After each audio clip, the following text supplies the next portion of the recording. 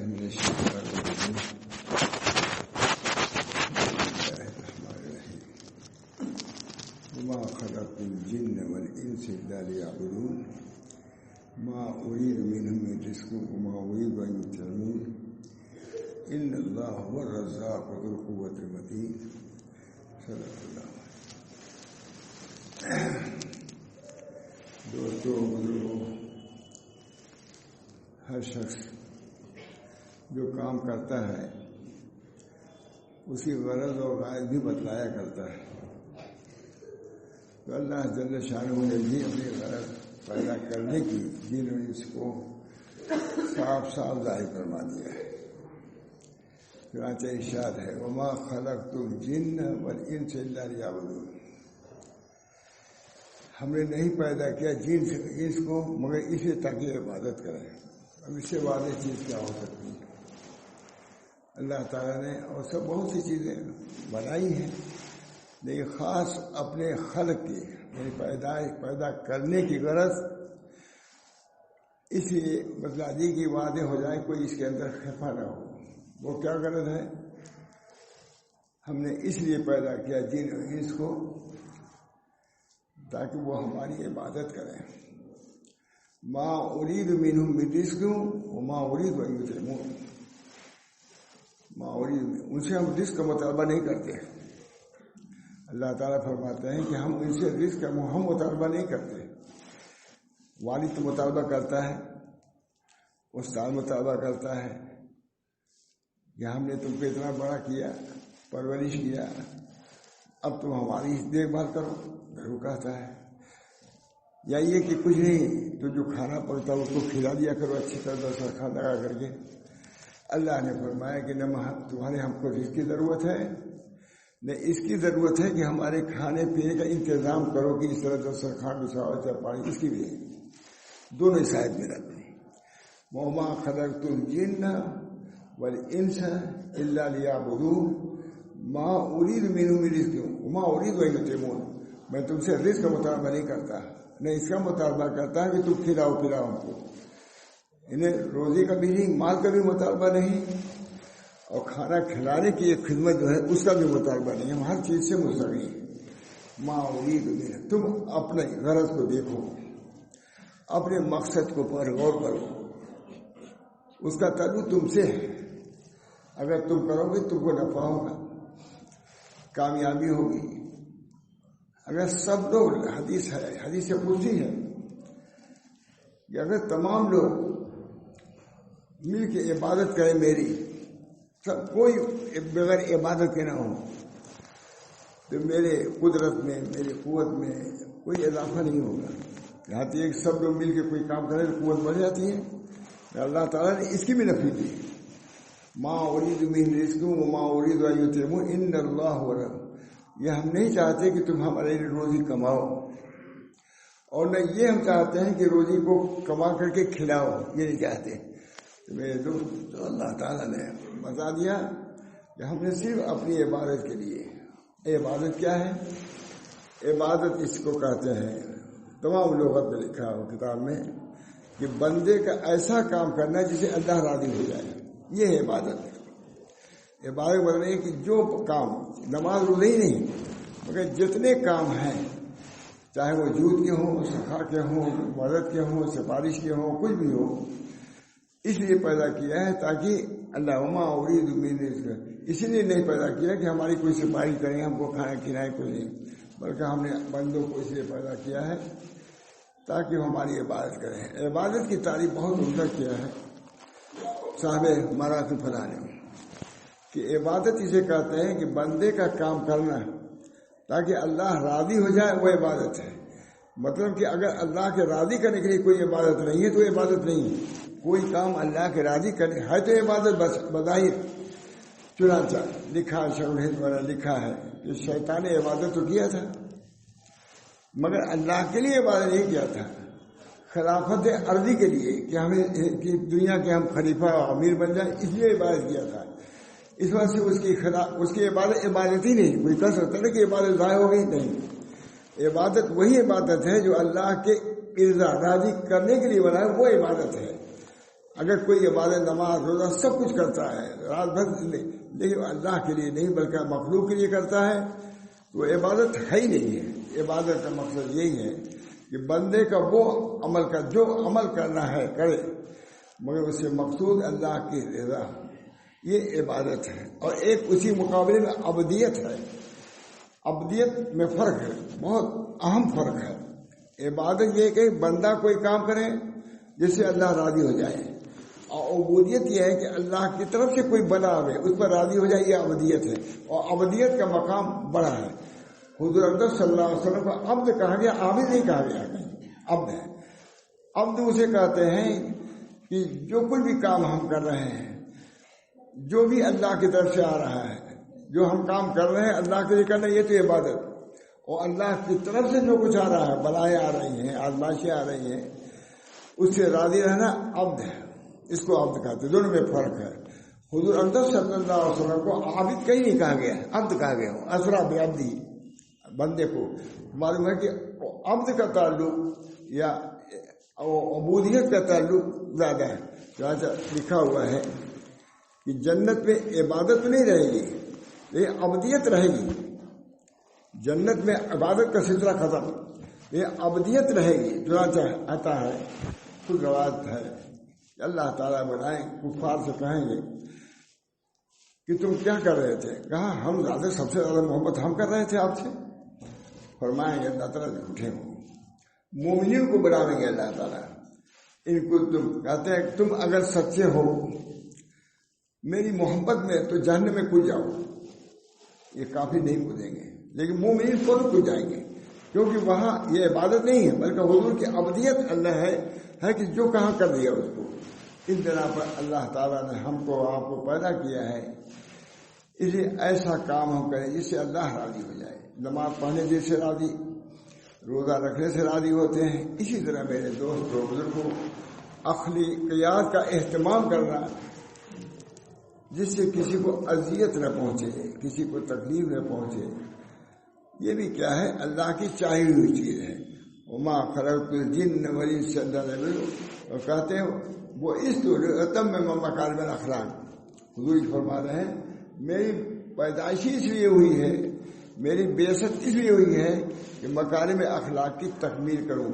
دونوں چیزیں ہیں، عبادت بھی ہے، عبادت میں تعلق ہم سے ہے، ہم جو کام کریں اللہ راضی ہو جائے یہ عبادت، اور اللہ کی طرف سے کوئی چیز آئے مصیبت بلا آ رہی ہے ہم راضی ہو جائے یہ عبودیت ہے۔ دونوں میں فرق ہے، اور عبد کا درجہ زیادہ ہے۔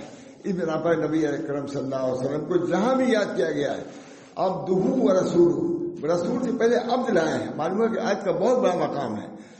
ہوا شمار جو حالات پیش آ رہے ہیں ان سے راضی رہنا اور اللہ کے راضی کرنے کے لیے اعمال کو اختیار کرنا، اپنی اصلاح کرنا، اپنی درستگی کا اہتمام کرنا، یہ بہت ضروری ہے۔ سب اللہ تعالیٰ ہم سب لوگوں کو توفیق دے کہ جو بلائیں آ رہی ہیں کم سے کم اس کے لیے دعا ہی کرنا چاہیے۔ کسی بیماریاں آ رہی ہیں، کیسے حالات پیش آ رہے ہیں، اس میں سوائے اس کے کہ اللہ کی طرف رجوع ہوں، اس کے علاوہ کوئی نہیں ہے۔ اسے بہت پوچھتے ہیں، لوگ باہر جانا ہوتا ہی ہے، بڑے بڑے علماء بھی پوچھتے ہیں کہ کیا کریں۔ میں کیجیے کہ اللہ کی طرف رجوع ہوئی ہے، سب کا حاصل یہی ہے کہ اللہ کی طرف رجوع ہو جائے۔ حضرت عیسیٰ علیہ السلام کے زمانے میں کسی نے پوچھا کہ بھائی ہر طرف سے اگر تیر آ رہا ہو تو کیا کرنا چاہیے آدمی کو؟ بہت حدیث کتابوں میں ہے، ہر طرف سے تیر آ رہا ہے ادھر سے ادھر سے، تو اس کو کیا کرنا چاہیے؟ غالباً عیسیٰ علیہ السلام نے کہا کہ اس کو تیر انداز کے پاس ہو جانا چاہیے، تیر نہیں آئے گا۔ تیر جو پھینک رہا ہے اس کے تم ہو جاؤ، یہ مطلب کہ مصیبتیں سب اللہ کی طرف سے آ رہی ہیں۔ اگر مصیبتوں سے رہائی چاہتے ہو تو اللہ سے مل جاؤ، اللہ کو راضی کر لو، تیسرے تیر سب ادھر ادھر ہو جائیں گے، نہیں جائیں گے۔ اب مثال کے تین عمدہ دی ہے، نبی مثال دے سکتا تھا، کوئی تیر انداز ہے، تیر پھینک رہا ہے، اب بچنے کی اس کی کیا شکل ہے؟ تیر انداز کے متصل ہو جاؤ، وہ تیر باہر ہو جائے گا، تم کو نہیں لگے گا۔ اس بنا پر اللہ تعالیٰ سے تعلق اور نسبت بہت ضروری ہے۔ اللہ ہم سب کو توفیق دے ہے کہ ہم جو حالات پیش آ رہے ہیں، میں سمجھتا ہوں برائیاں کچھ بڑھتی ہی جا رہی ہیں، اسراف بھی بڑھ رہا ہے، فضول خرچی بھی بڑھ رہی ہے، گانا بجانا بھی بڑھ رہا ہے، کوئی صورت نہیں۔ بس ہماری شادیوں میں اور دوسرے لوگوں کی شادی میں کوئی فرق نہیں رہ گیا ہے. ہم لوگ آتے ہیں یہاں سے وہاں تک، اندازہ بھی نہیں ہوتا کہ جمعہ کے دن ہے جو کوئی جمعہ کی تیاری کر رہا ہو. جو آگے جو تو سب مسلمان بھرے یہاں سے وہاں تک. اس بنا پہ اس کی بہت فکر ہونی چاہیے.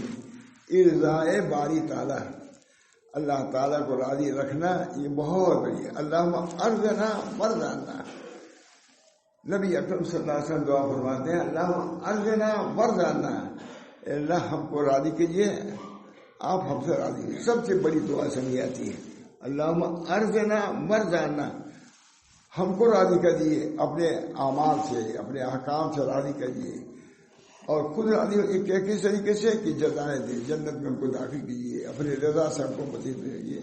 یہ ہر وقت ہمارا آپ کا پیشہ ہونا چاہیے. یہی ہمارا کام، اس وقت کوئی کام سوائے اس کے نہیں ہے کہ ہم اللہ کی طرف رجوع ہوں. اللہ تعالیٰ پریشانیوں کو جو آ رہی ہیں در حقیقت یہ سب اللہ کی طرف سے ہے. اعمالکم امالکم، لکھا ہے تمہارے اعمال تمہارے امال ہیں.